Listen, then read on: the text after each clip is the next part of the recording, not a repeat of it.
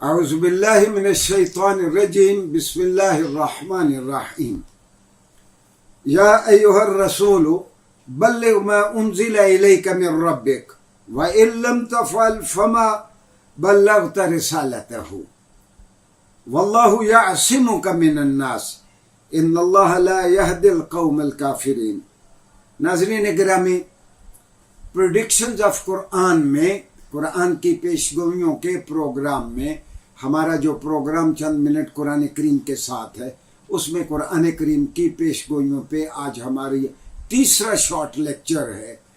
اور میں نے آپ کی خدمت میں جو آیت پیش کی، یہ مدنی سورت سورہ مائدہ سے ہے، اور اس میں رسول اللہ صلی اللہ علیہ وسلم کو کہا گیا کہ اے رسول صلی اللہ علیہ وسلم، اللہ نے جو آپ کی جانب پیغام اتارا ہے وہ لوگوں تک پہنچائیں۔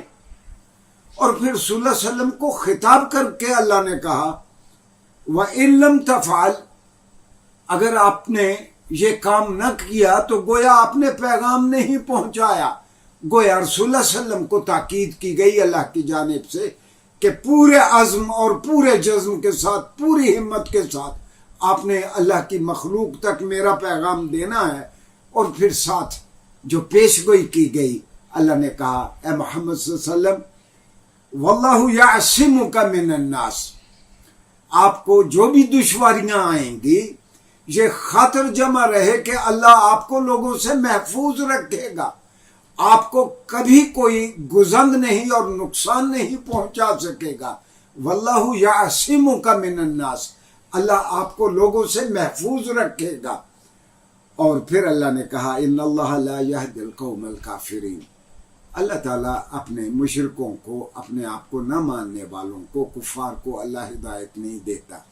ناظرین گرامی، رسول اللہ صلی اللہ علیہ وسلم جب ہجرت کر کے مدینہ منورہ آ گئے، قریشیوں کی کو بھی بہت تکلیف تھی کہ مسلمان ہمارے ہاتھ سے نکل گئے جب تک یہاں تھے، اور انہوں نے بہت کوشش کی مسلمانوں کو زبردستی روکنے کی۔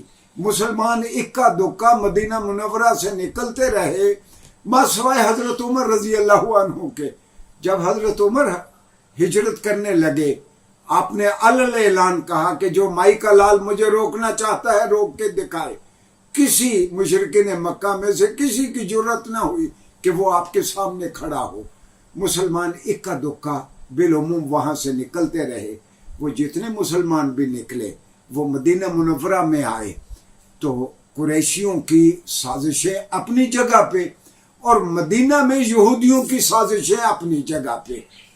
اور رسول اللہ صلی اللہ علیہ وسلم کو قتل کرنے کی بھی کوشش کی گئی، خاکم بدہن نقل کفر کفر نہ باشد، اور رسول اللہ صلی اللہ علیہ وسلم کو زہر دینے کی بھی کوشش کی گئی۔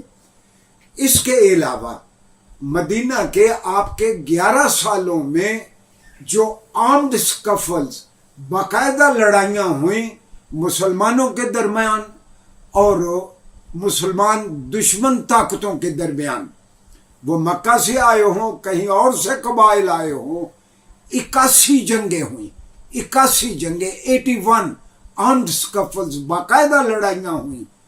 اور ناظرین گرامی، ان 81 جنگوں میں 57 میں 57 جنگوں میں خود رسول اللہ صلی اللہ علیہ وسلم نے مسلمان فوجوں کی کمان کی۔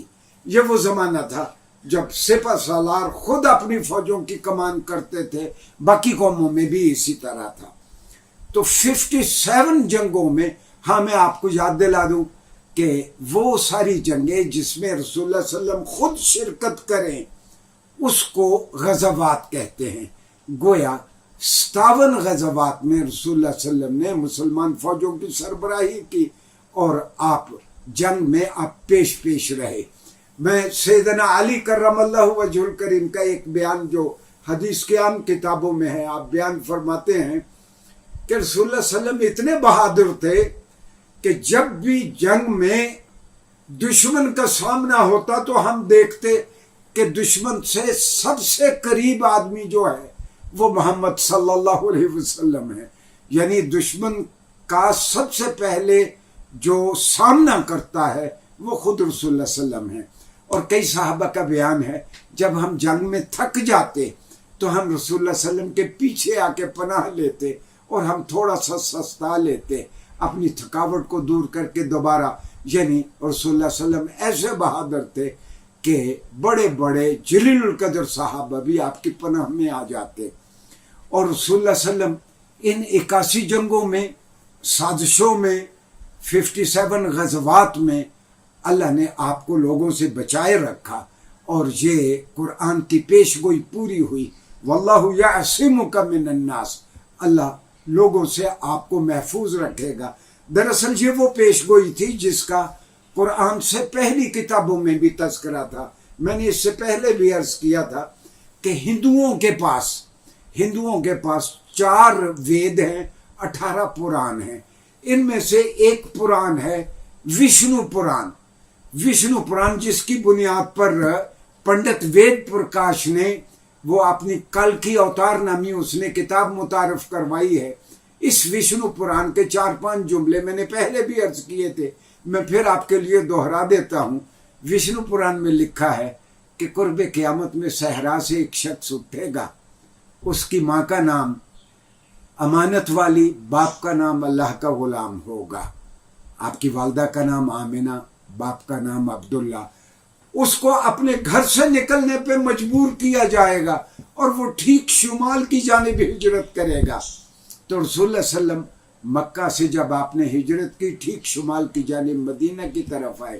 پھر وشنو پران میں لکھا ہے کہ وہ اپنے ہی گھر کو 10,000 سپاہیوں کے ساتھ فتح کرے گا.